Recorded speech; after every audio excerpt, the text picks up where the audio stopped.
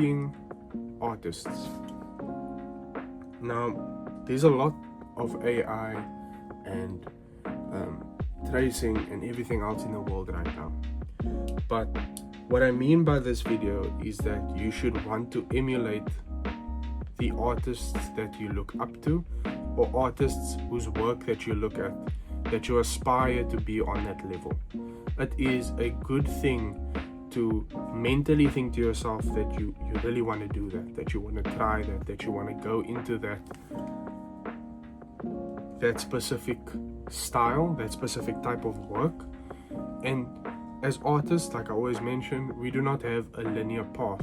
So what is the best way to become knowledgeable and understand where you want to be and how to get there is to follow someone who is already in that career specifically and is already working in that career field and has gotten there already, because they know the steps. Now, if you are lucky and you're following these people on socials, on Instagram, on YouTube, whatever, hopefully they've dropped tidbits if you consume a lot of their content, and you kind of get bits and pieces of how they got to this stage. Or I'm sure if they do the art help style videos, that you can get a lot of information and tips out of that. So it is emulating almost the way that they do things, their process, the way that they think, the understanding of work, of art, the understanding even of the basics. I feel like everyone kind of gets to the stage where they're able to draw certain things. Let's say eyes, ears, nose, mouth, face, portraits, whatever. But everyone kind of does it slightly differently. And once you understand that there's no true perfect way of doing everything, then you can kind of just find the people that you like and the people that you want to follow and just do what they're doing. Like it's that simple. That's the whole aim, is that if you want to be on that level, you need to do what they did, or do even more to get there, right? Because they already did it. The beauty is that someone had to go through those stages, and they did before you. So you can do that.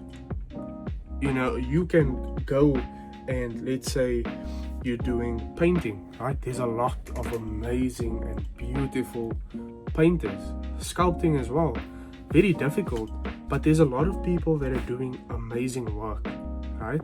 And I understand some of it's expensive, you know, or oil painting, stuff like that. If you're trying to get into realism or whatever you're doing, it can be expensive, it can be mentally taxing, you're comparing yourself, which you shouldn't, all sorts of things.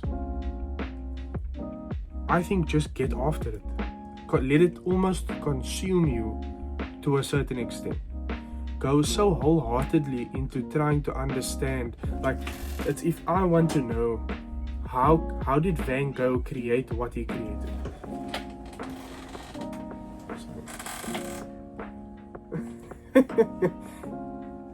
She came back from outside. It is very warm, so if you do see me sweating, that is why.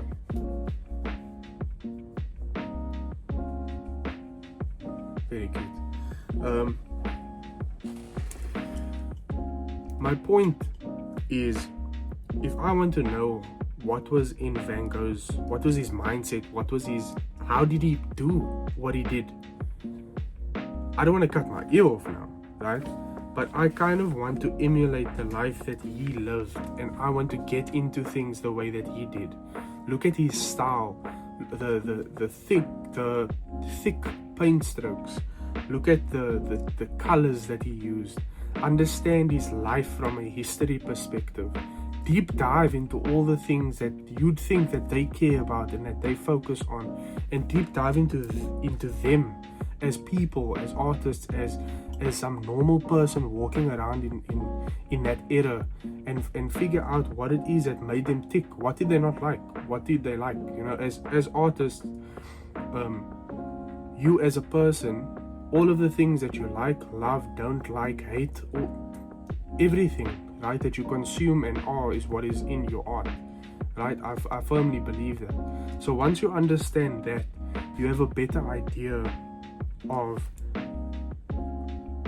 why and how this person draws or paints or sculpts the way that they do. And that paints the picture that you need to almost just what the last stage is, just putting in the work, just looking at artworks that they do or paintings that they do, and try it for practice if you can. You don't have to do it, like for example, if you look at how big some of those works are, do it on a smaller scale if you want to save money. Do it on a do it with cheaper stuff, like cheaper tools, cheaper equipment. When I predominantly do like black and gray pencil style work, but when I wanted to do a bit of color, I just used normal Staedtler pencil crayons, the watercolor crayons that I used to get in school whenever we ordered stationery at the beginning of the year. So in design school, we ordered a bunch of that, and I still had those, and I just used them. And it's not about the outcome necessarily, but it's more about understanding, once you go through the process of emulating and copying certain styles of work for practice, you can kind of gauge how it came to be, and that can fuel what you're doing and fuel your understanding. Because at the end of the day, we want to take the best from everybody that we look up to, their lessons, trials and tribulations, and what they went through and how they overcame that. And we want to take our own life experience and our own skill, and we want to combine that, and that forms everything that you want. That is the point.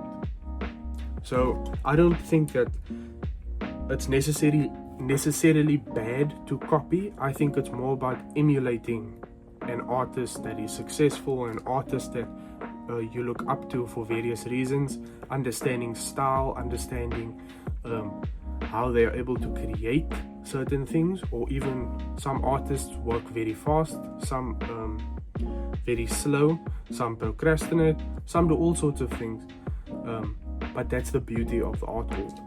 So yeah, thank you for watching. Please like and subscribe. Cheers.